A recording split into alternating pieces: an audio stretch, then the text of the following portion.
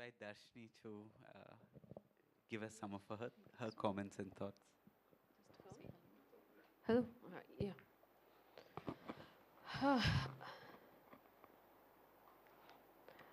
Indeed, a very diverse setup, but thanks, Abhay, for organizing and conceptualizing it in this way, because we always used to having whatever conversations that we have within the comfort zone with the familiar faces and familiar discourses. So here it's very different, but the idea of justice is what you're saying is tying up, and that's very, very useful because I come from very hardcore, what we call professional planning, professional program.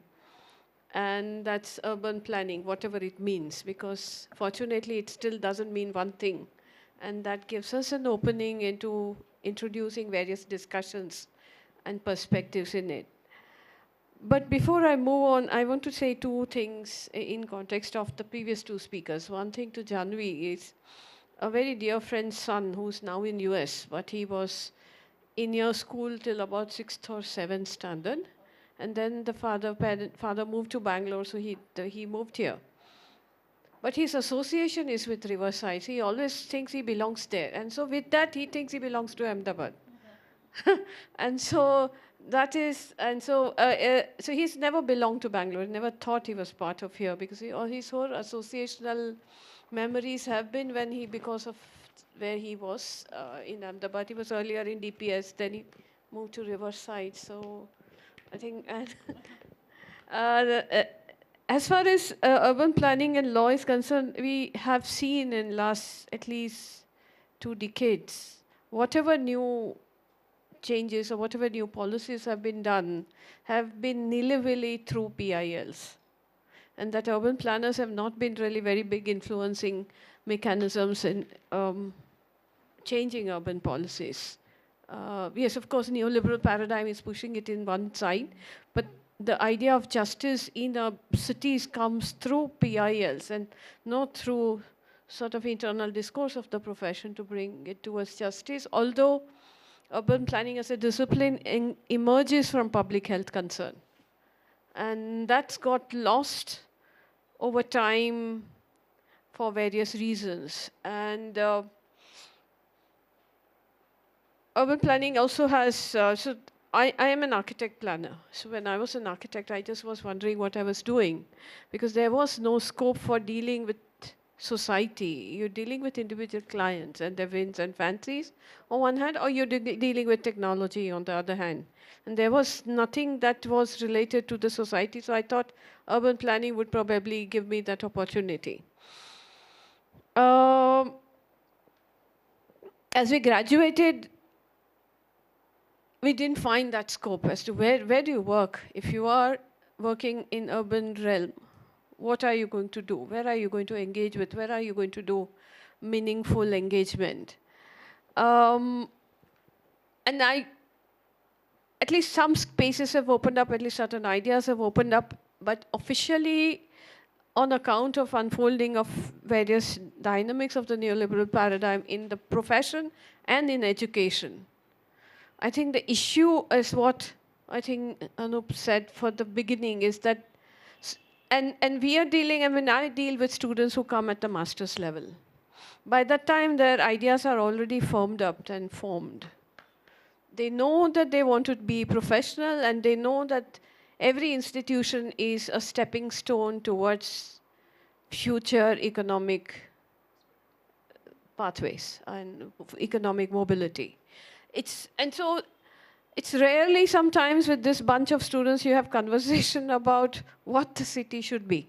It's not that, but it's not happening in a big way because it isn't there in the curriculums, the way we teach them, the way we orient them. Although traditionally, and there is where there is this paradox in our educational programs. The paradox is that we say we do studio-based learning. It's very much applied, engaging with the society. Though I don't like the term studio, and I will come to it soon.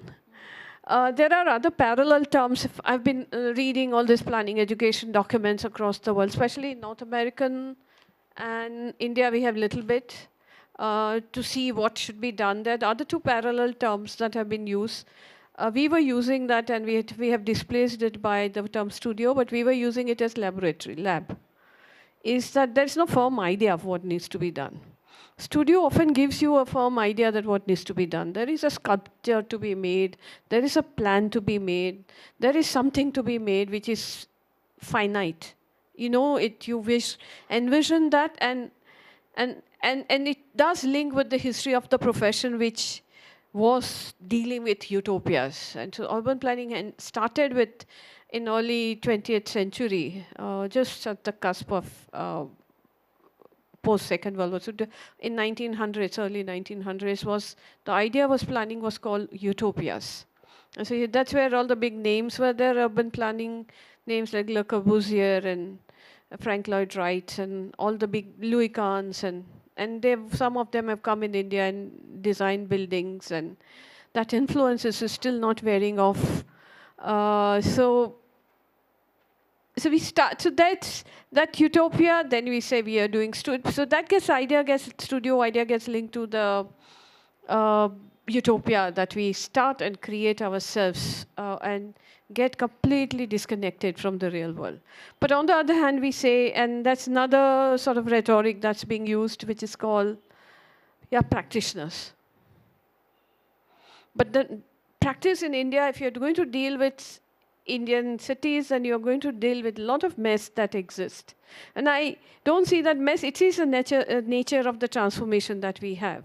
And that, and so not in a negative sense, but yes, we need to pick up our garbage. We need to see that water is available. We need to see that we breathe in clean air and so on.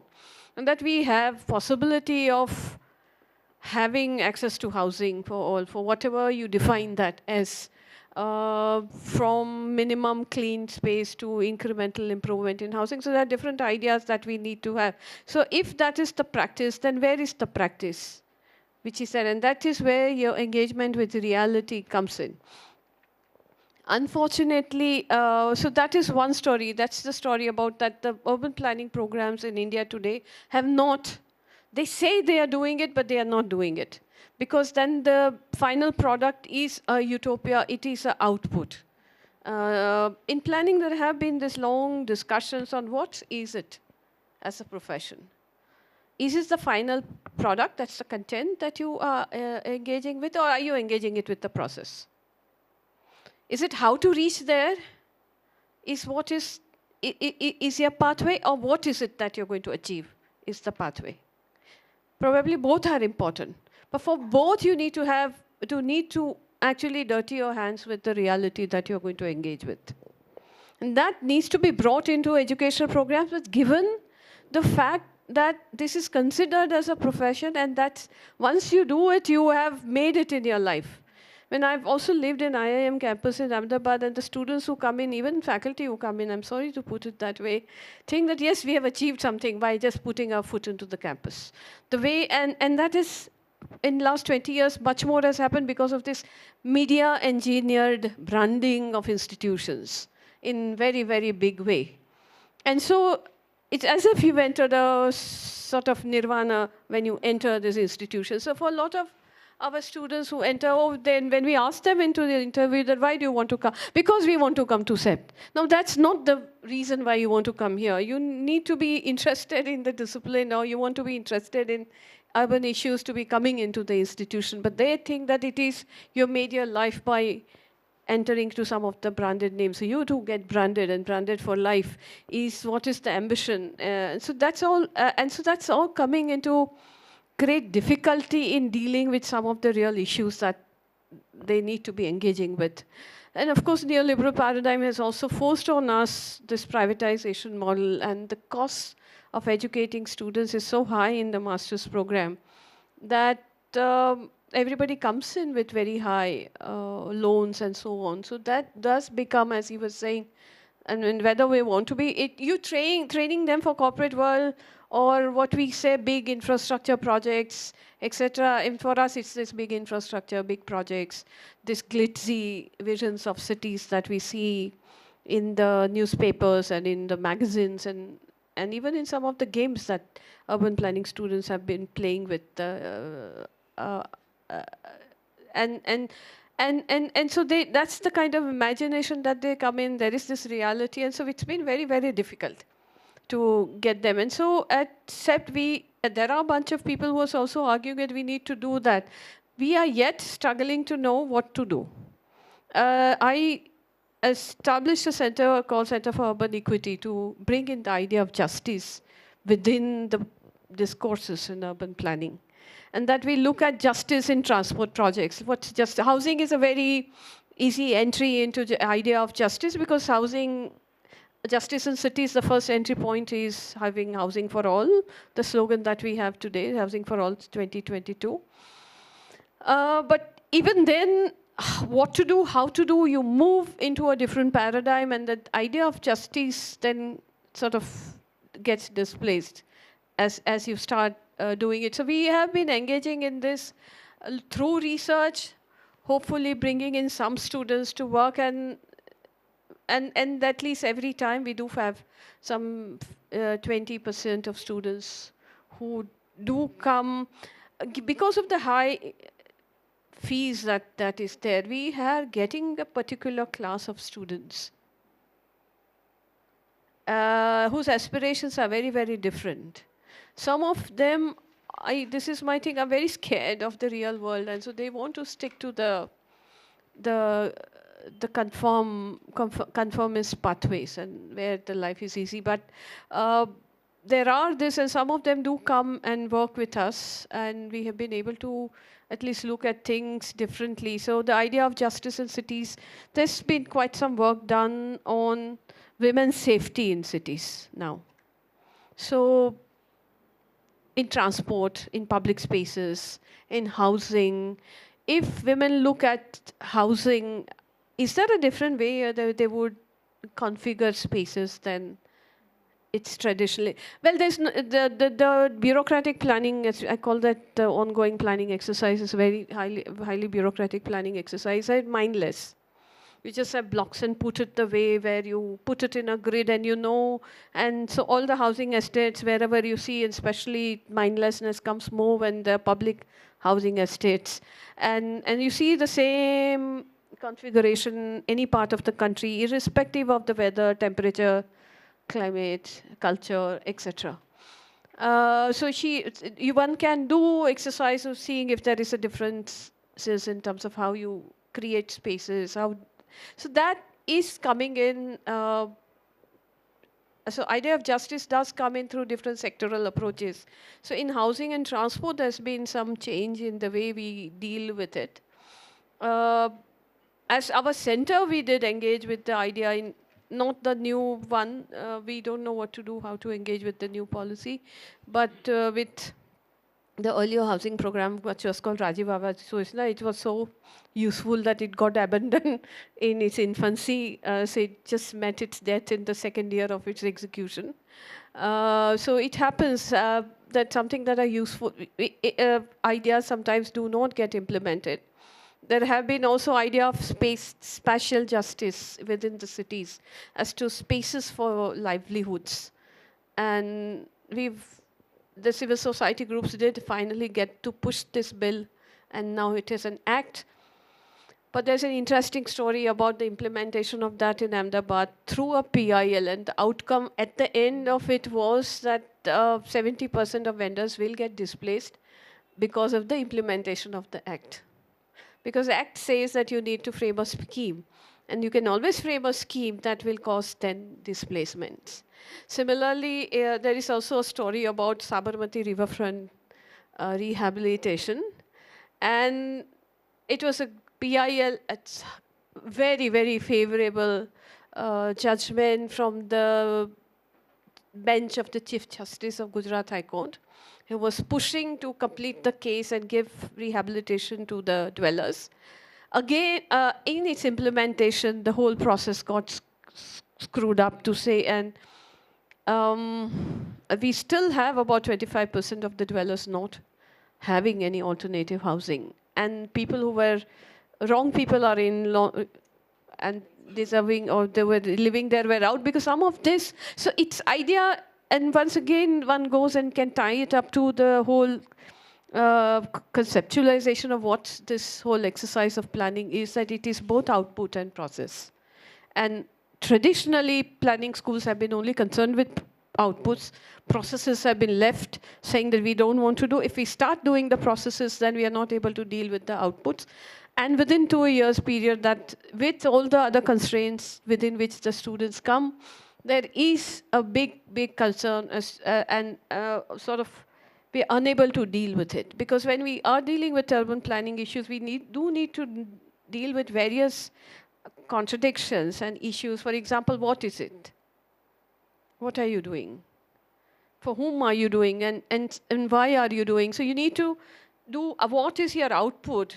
For whom and why you are doing takes you to the conceptual, theoretical realm.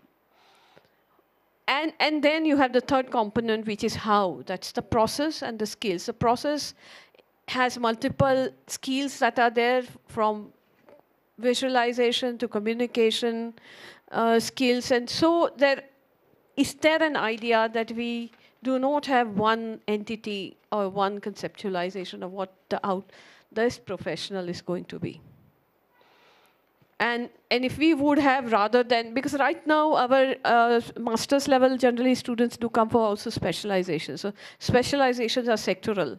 But if one could conceptualize specialization which are more outcome-based and professional entities, somebody who's good at processes, somebody is good in generating knowledge and engaging in research, writing case studies.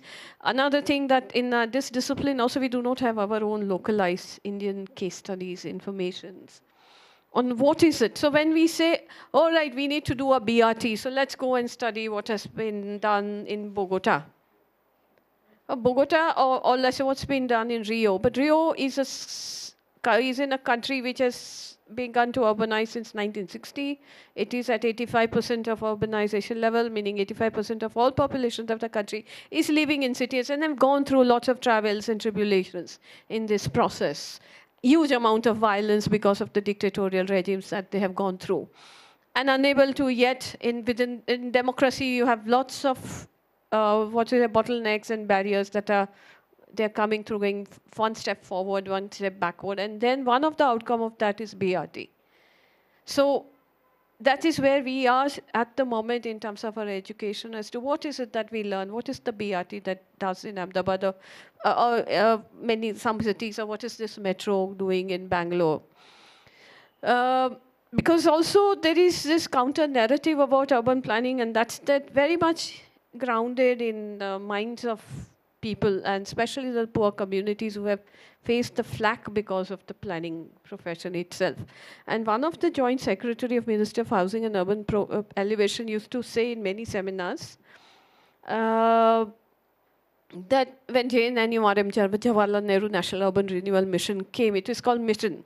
People say, "Arey mission aaya, bhago re bhago," which means that mission will come, it will come and displace you. And that's the kind of image this profession has created. And so it's a paradox that it was a profession which was to deal with public health and public spaces. It was very much a profession to deal with what we call public goods. And it's been appropriated for private interests and private benefits. And that's the juncture where the profession is today. And yes, it is within this that we are trying to look at what needs to be done. This awareness about redundancy, possibilities, possible frontiers that we can engage with is there, and also redundancy. And a feeling of redundancy of the profession is also known now in planning schools today. So hopefully we will be able to build a conversation out of this and bring in different ideas. We have never resisted the overbearing regulatory mechanism that is deciding what we should be doing, what we should be teaching. But there also now there are people who are wanting to engage with that reality and deal with it. So that's in multiple fronts. There is a need to engage with, to be able to deal with the new phenomena that will be see of more and more people coming into the cities in the next 20, 30 years in India. Thanks, Darshini. Lots to think about. Many of the issues you've raised about the university context and the student context, of course, I'm familiar with. I have, of course, like with both of your prior speakers, I have many questions to ask you. The one thing I'm going to request you to do, because part of the aspiration for today and tomorrow is also to get to know our institutional spaces. Of course, know something about CEPT in terms of what I've read. I'm familiar with some of the scholarship coming out of there. I'm fascinated by the name itself, environment, planning, and technology. But I would request you to share with all of us uh, a sense of where did this initial urge to do something come from? I mean, is there a historical story that we're perhaps not giving space to today? Or, I mean, was it organic? Was it a visionary view? Was it in the charter of the university? Because I get a sense of how you're thinking of this as a changing space today with its own challenges, which all of us are facing. But I've seen the output, so I know there's some soul behind it, and I'm curious about where that came from, or what's the story there about CEPT as a place. Uh, it's been, I would think, it started with one visionary and one idea. And it was, I think, in 1960s where the new institutions coming up in India with very, very strong modernist framework and very strong ideas of where we are to go. And this, I see our story as a story of that, what you see when in India, that getting fragmented. Because what we wanted, we are not able to move in that direction because it was one utopian idea. Over time, there were multiple utopias or heteropias, if one would call, got created. And so you find, because this is so eventually it took the organic path. And so there are multiple visions and multiple ideas that coexist. And because we were an institution, we were unable to give degrees. I have got a diploma as I graduated from there. So all these other regulatory issues that we have in India. So but nobody really bothered whether it was a diploma or a degree. As you move through, it's an experience of going through an institution and evolving with it and growing within the institution. So whether you become an architect at the end of it or a structural engineer or whoever at the end of 5 years is not important. It's the experience that of being in an institution where you are thinking, learning on your own, because it was also learning through doing exercise and lots of freedom, liberal, because that's also modernism did also bring liberal values in the institutions of that era.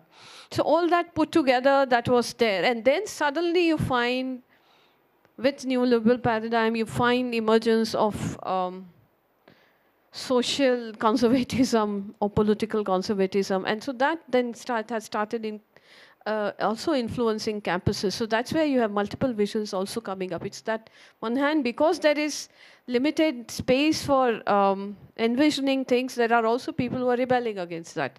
And so you get multiple ideas that are coming up. So that's where organically things are there, growing up with different ideas. So there would be somebody who is designing a concrete reverse front, and there is somebody who is arguing against it or saying that it could have been done better. Somebody is talking about what happens to people who have got displaced. And so that multiple ideas do exist today. There is a space for it. And I think we are all battling to keep all the spaces that we have created ourselves as an ongoing phenomenon, no matter what are the external circumstances within which we operate. Thanks very much, Darshini. I'm just going to check if Rustam has joined us. Is Rustam here with us? Okay, so Rustam is not here. So I think let's turn to Professor Baxi and some of his video message. I think the three of you all might benefit from some water as well. So I'd encourage you to get comfortable. We'll come back on stage and open up the discussion in the room.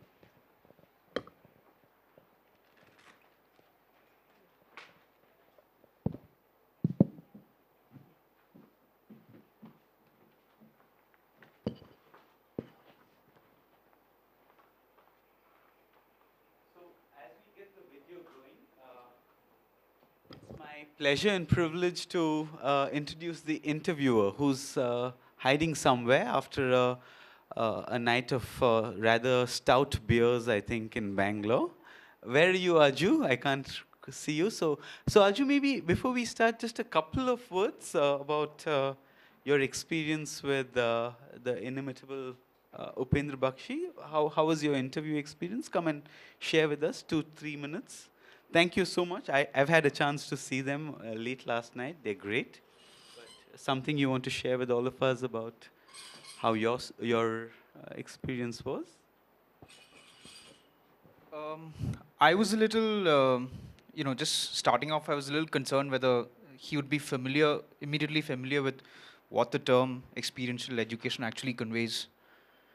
Uh, but that didn't turn out to be a problem. He instinctively understood what Abhay was trying to, do here. And very soon, as you'll see in the video, he gets into the heart of the matter. So, I mean, it was a wonderful interview. As always, it's a pleasure to talk to Professor Baxi. I'm almost always in awe when I'm standing in front of him. So it's a little difficult for me to actually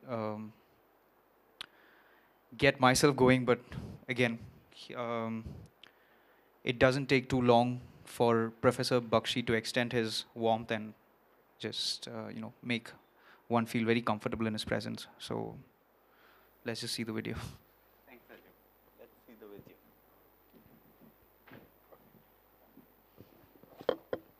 video. It's a very vast area, but of course, as you the point is that it's very difficult to have in a traditional law school setting, it's difficult to have either theoretical or practical education, legal education.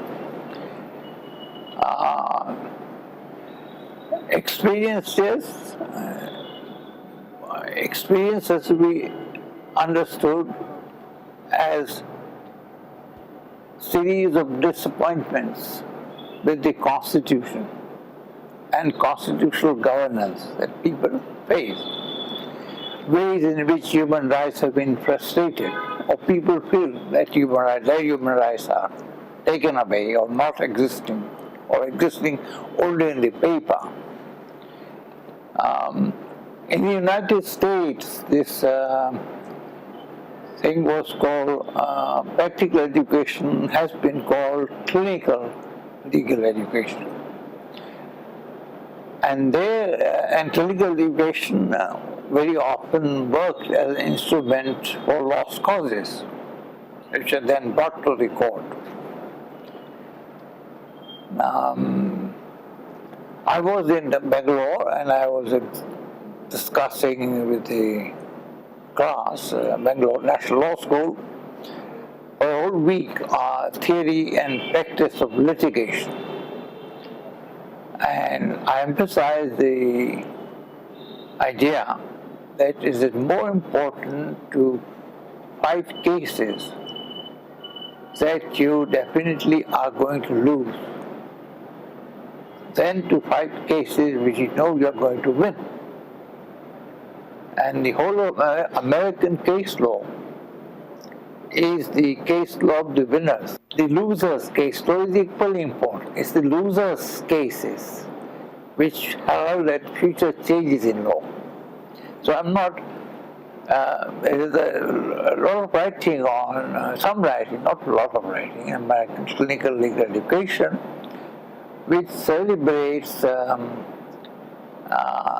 foolish excellence, to use Levinas's words, the foolish excellence of lawyers or legal firms, a few in number, who brought cases which going against the grain, and they were never going to win, like abortion, gay rights, civil rights of blacks, environmental causes, the injustices galore, which were not going to be settled in their favor by courts. So they were called foolish lawyers.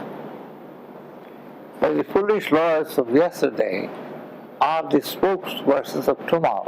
So clinical legal education, practical legal education is an instruction in how lawyers think.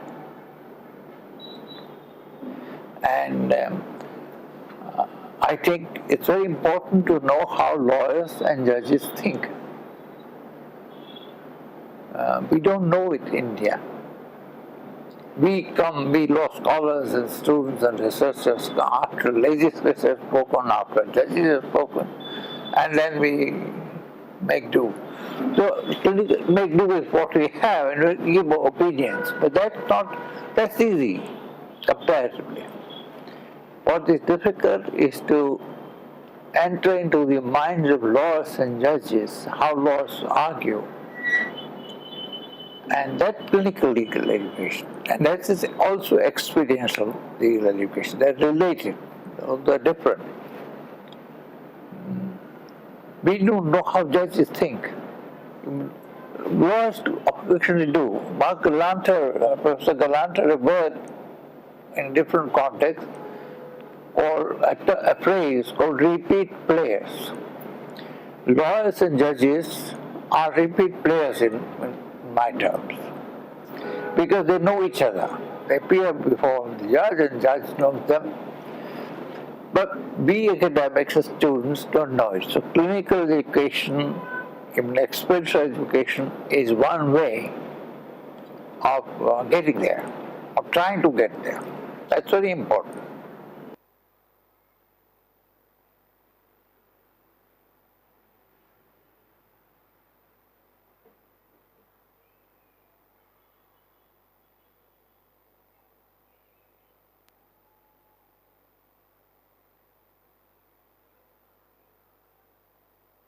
Well, clinical legal education was, in India is more often related to the growth of legal aid and legal services for the marginalized people. Latika Sarkar, Govind Pandey and I, for example, in Delhi University, invented, as it were, our own type of legal education, clinical legal education, which was to go to beggars' court in the Kingsway camp and just move bail applications. There are no lawyers for beggars.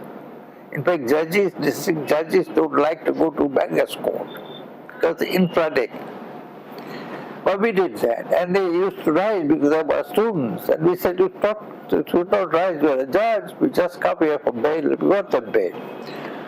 Now nobody has thought about, at that time, nobody had thought about the idea that clinical legal education can extend thus far.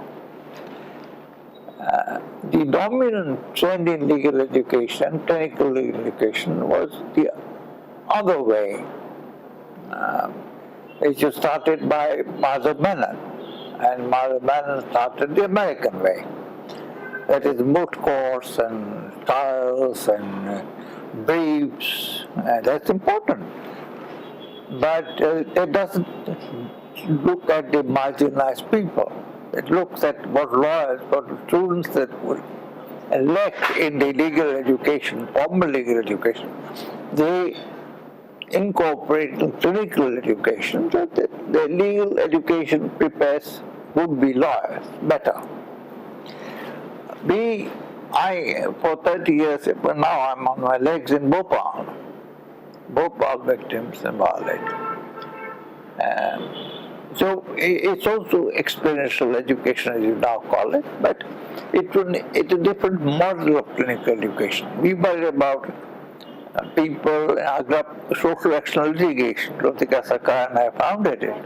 We wrote the open letter Mathura. It was experiential education in your terms, but in our terms it was another way of doing clinical legal education. But the short point is that clinical legal education in India has been associated with legal aid, then became Lok Adalat and so on. And then it became associated with a growth of paralegals, legally trained people that not lawyers. There's a great social justice trust in Ahmedabad, which has trained paralegals in an army of paralegals. There are certain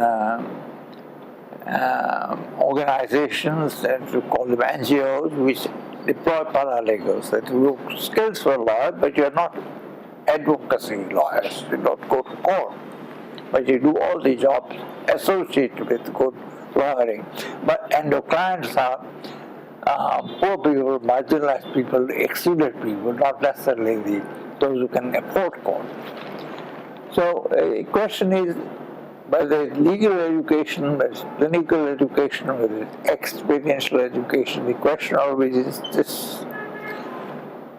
In my language, the question is whether one would be shoulders of sovereignty or soldiers of constitutional justice. Now this is a big divide, big question. Right? What is called clinical education and what is called experiential education is geared to service sovereignty in one form or another, or supposed to serve the ends of sovereign power. Then there is not much to be said about it. It may, everybody does one's own thing, but I'm not terribly interested in it. I'm interested in the alternative to, and that's probably what you mean by, what one meaning of experiential education is, let the injustice come in and be it large, as an educational exercise, as a community exercise, as social action, as human rights endeavor. So constitutionally sincere experimental education will speak for, with, and after injustices. And the things I make between one form of speaking, which is speaking to, you claim representative powers. I respect it, and I think speaking to is meant for political classes. Political classes normally speak to people, although they speak in the name of the people. I don't think activists can afford or should speak to the people. I think they can speak for the people, with the people, and after, as Bhopal happened, after a catastrophe of injustice has happened. So they can speak after, for, with, not to. I've done a whole essay on this, sort of, for de-silencing human rights. Experiential education, in my opinion, must de-silence violations of human rights. In the media, in parliament, among Badalogs of the world and middle classes. Experiential education fights against the production of social indifference, in my opinion.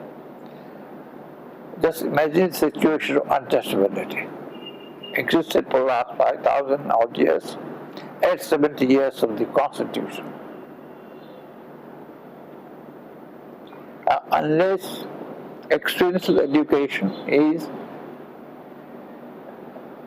a form of indignation entrepreneurship, indignation at indifference. Is indifference destroying education? All education should not be an exercise in producing social indifference. It's to be an exercise or endeavor at mitigating, ameliorating, and ultimately eliminating social indifference.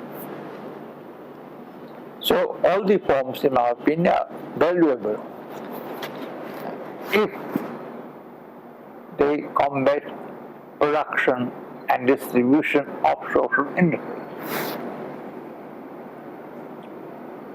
Otherwise, legal education is important, but important to produce good lawyers. That's all right. That's all right. That's my cup of tea.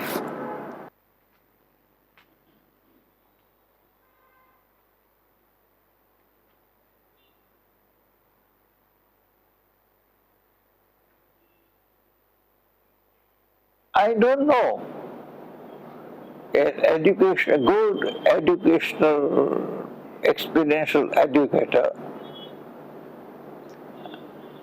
I think empathy is a very important aspect. There are some injustices that a middle class Indian will not usually experience.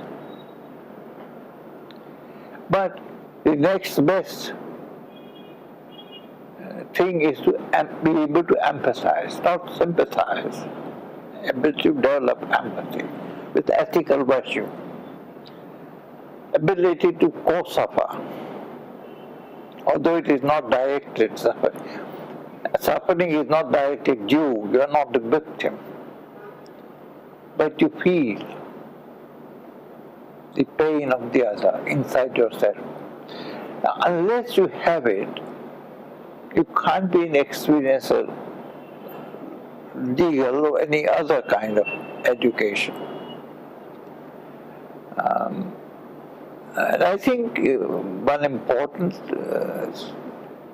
mechanism for developing empathy for teachers, not just law teachers, for every teacher, anybody involved in this type of education, is to understand the newly emerging discipline, which is called anthropology of suffering.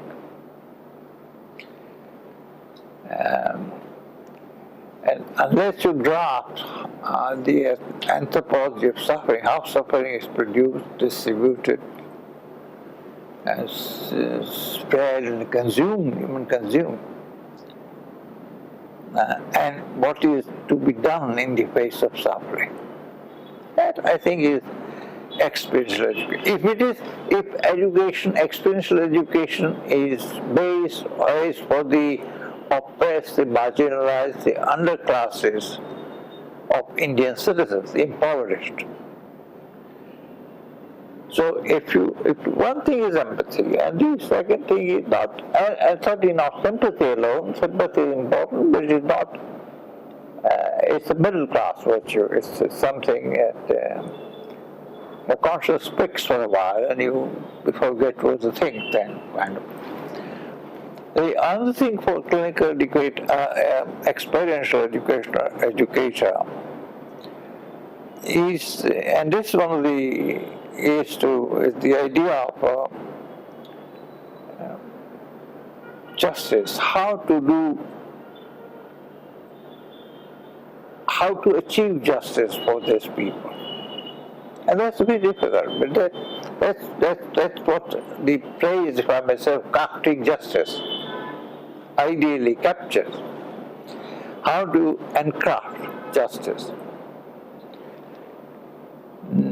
And I had a paper some time back called, in Bangalore, I delivered it, it's called Enculturing Law. There's a book by that name, to which I have contributed. So how do we enculture law? And what do we mean by enculturing law? It's a vast thing, but for experiential educator, legal educator, the constitutional culture matters. And where do you find the constitutional culture? Certainly not the culture of governance. Because governance ideally should find the answer to these problems. But it is busy with other things, preoccupied with security, preoccupied with order.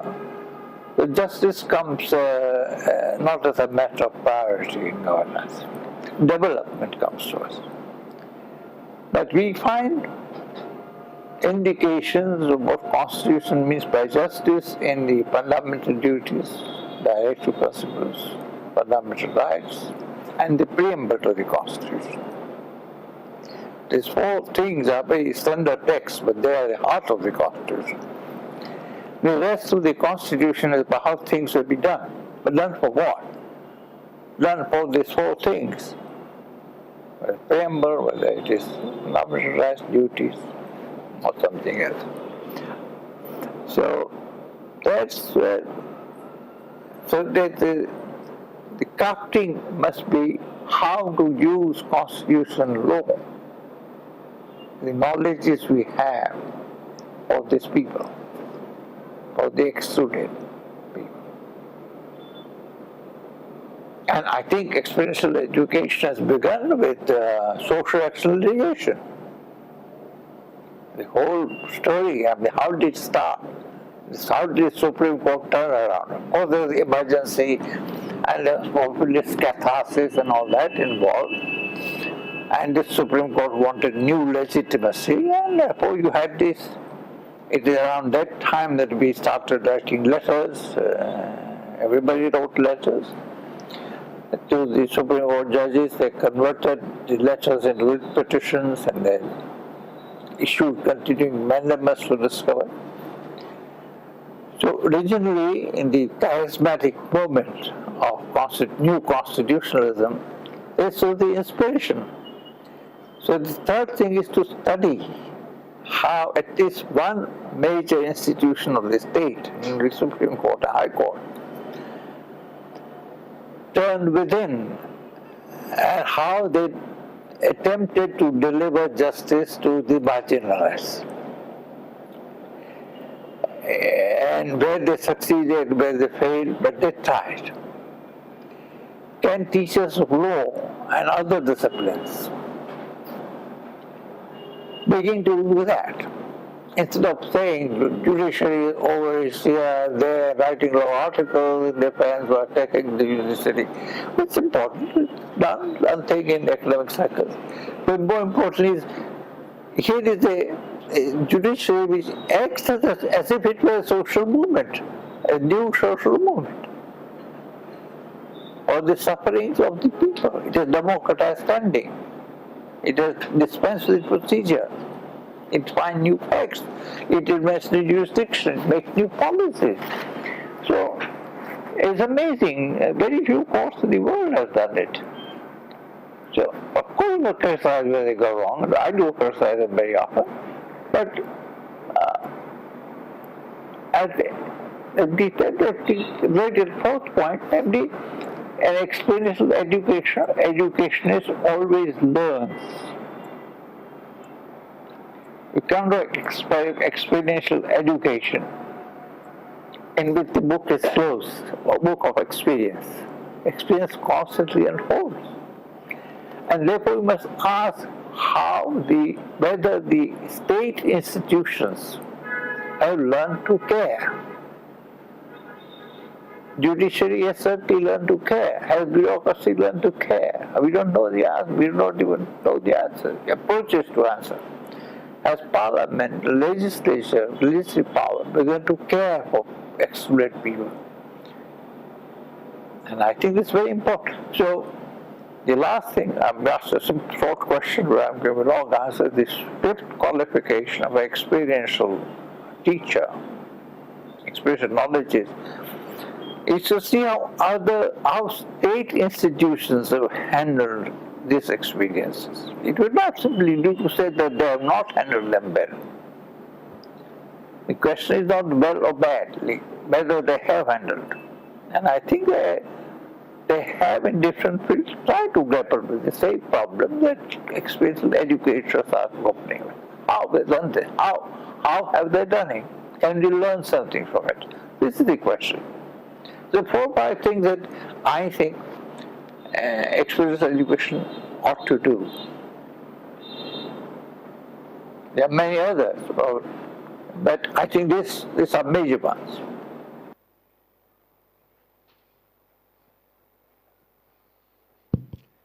Hi, can we have the lights on? So I think we've had 4 great panelists, a lot of food for thought. Let's take a break for tea and coffee and reassemble in about 15 minutes and pick up some of the themes that emerged from the comments that we heard.